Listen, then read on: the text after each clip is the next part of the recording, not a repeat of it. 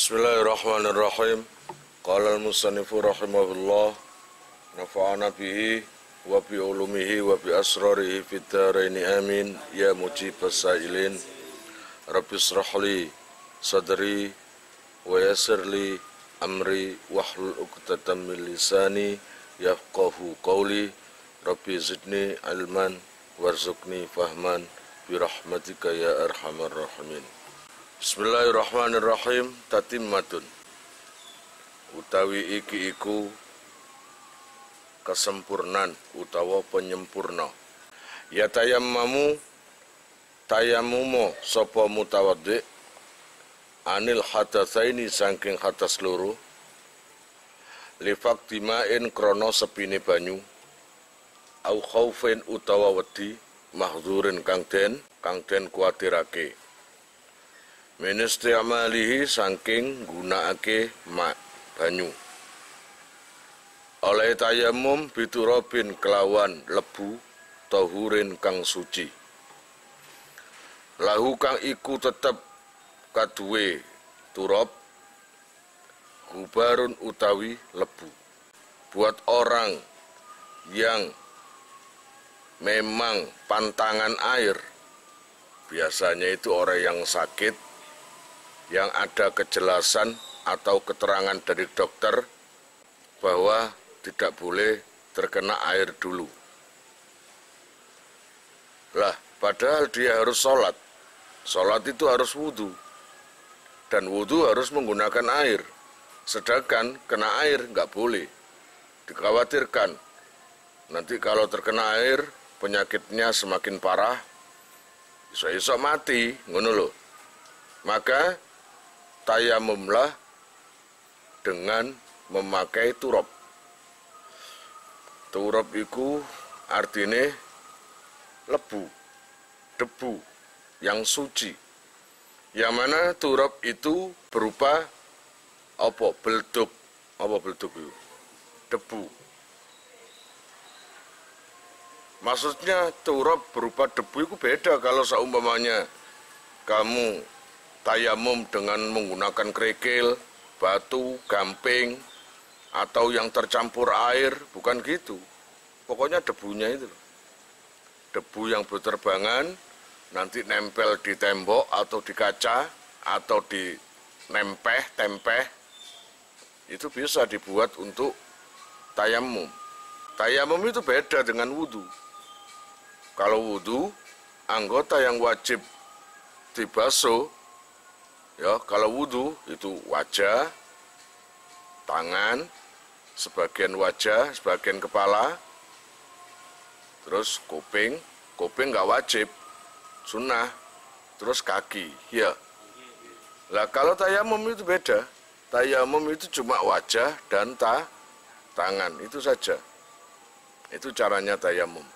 Wa arkanu hulan utawi piro-piro rukune tayamum, iku niyatus tibahatis sholati, niat amrih kawenangane sholat al-mafrudoti kang den wajibake makrunatan khalid den barengi utawa den barengake binakli turabi kelawan mindah lebu wa mashu wajhihi lan ngusap wajahe mutawaddi summa yadaihi nuli tangan lorone mutawaddi.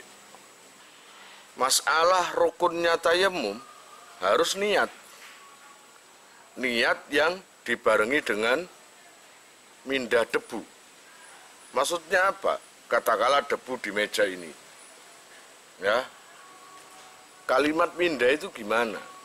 Ya, ketika kamu tayamum, otomatis kamu harus menempelkan telapak tangan ini di tempatnya debu yang mau dituju. Nah, ini belum mindah. Nah, ketika mengangkatnya ini loh, ini namanya mindah. Dari meja menuju ke wajah. Nah, itu mindah. Paham? Niatnya apa tayamum itu? Niatnya bukan raf'il hadas. Nawaitu tayammuma li raf'il hadasi, bukan itu. Jadi kalau wudu biasanya niat nawaitul wudu'a li raf'il hadasil asghari. Terus kalau tayamum itu beda. Bukan nawaitu tayammuma liraf'il hadasil azghari, bukan itu. Tapi nawaitu tayammuma listibahatis sholati. Paham? Listibahatis sholati itu artinya biar diperbolehkan sholat. Itu artinya. Walau tayakkona lan lamun ngiyakinake sapa se mutawaddi ma'an ing banyu akhirul waktu ing dalam akhiri waktu. Fantidaruhu afdalu. Fantidaruhu mongko utawi ngentenine mutawaddi iku afdalu luwih utama. Tadi dijelaskan tayamum itu dilakukan ketika tidak ada air. Paham? Atau karena sakit. Penghalang. Seumpamanya nggak sakit, air nggak ada, tapi ketika ini waktu zuhur, ketika menjelang asar kurang setengah jam atau apa, baru dapat kabar kalau ada air mau datang. Maka apakah nunggu air atau tayamum? Tunggu aja airnya sampai datang. Paham? Tunggu. Karena apa? Menunggu air di akhir waktu itu lebih utama daripada tayamum. Ternyata datang beneran, maka tayamumlah, wudulah dengan menggunakan air. Allah ya Rabbi ya Karim, wa illa no kabar. Sejil ya, itu masih cerita yang diceritakan kalau dapat berita dan yakin. Dan ada keyakinan, yakin teko. Tapi kalau nggak ada keyakinan, kok dilungkas banyune teko, tapi sing ngabari biasanya guyon. Biasanya bijuan. Maka itu hilang keyakinannya. Apakah itu suruh nunggu terus? Enggak. Disuruh tayamum wae. Wa illa lamun ora lau tayakkona ma'an akhirul waktu fatajilu tayamumin mongko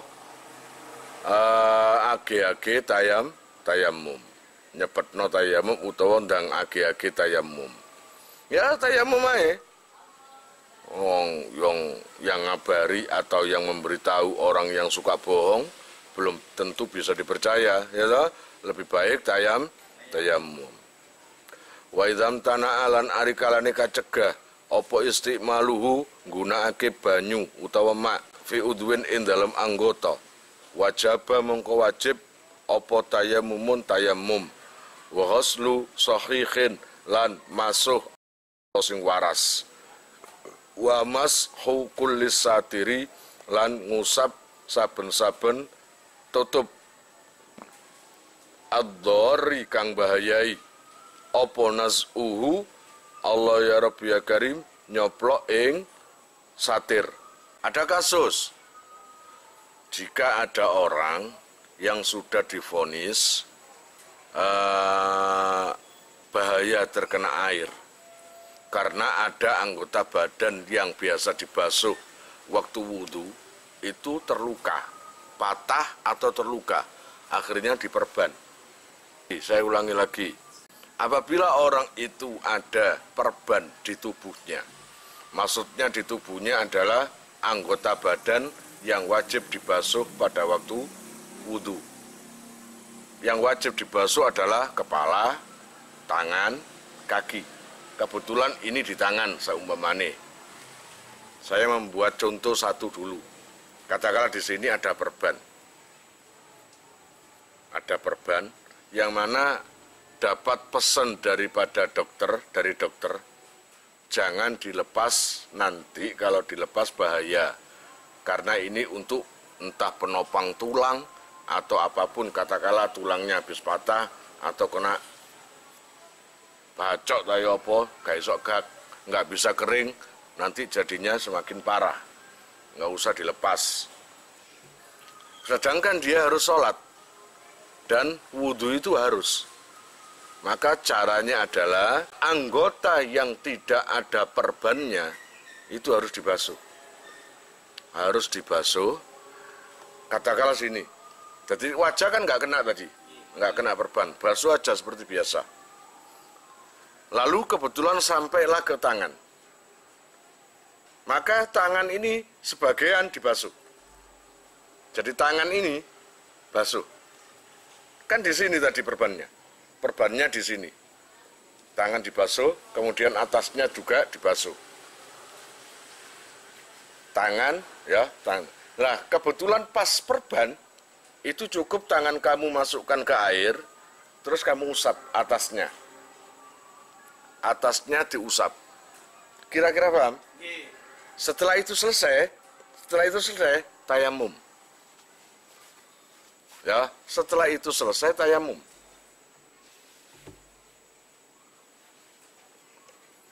Udah, untuk wajah, kemudian lagi ini setelah diginikan untuk tangan.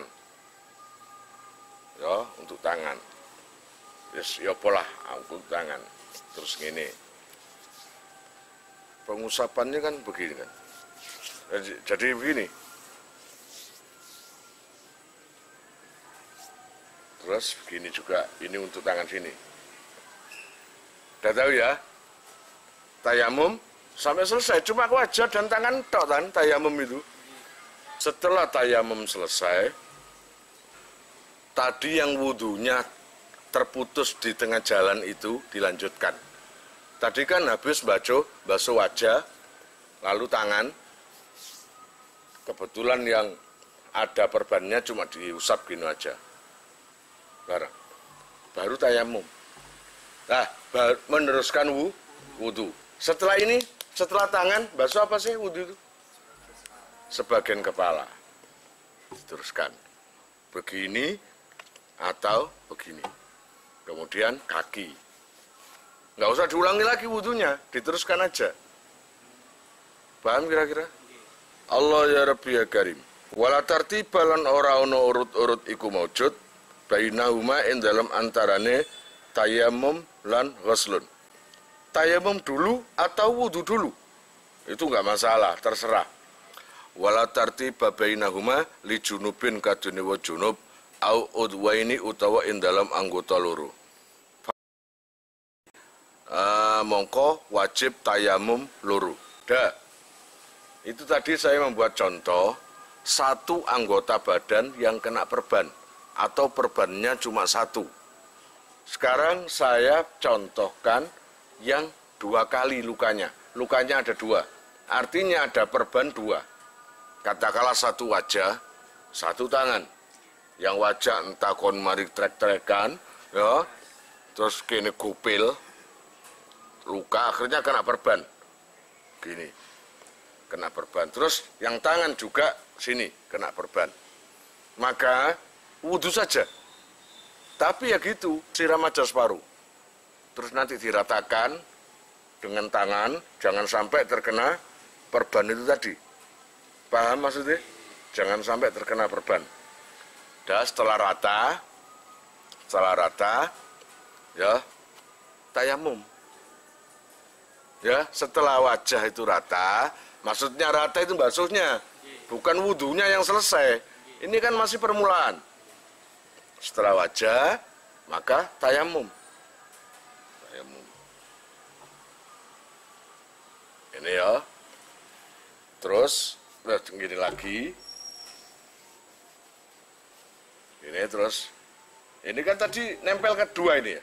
Yang satu untuk tangan kanan, tangan kiri. Nah, terus gini, ya tayamumnya ya. Selesai kan?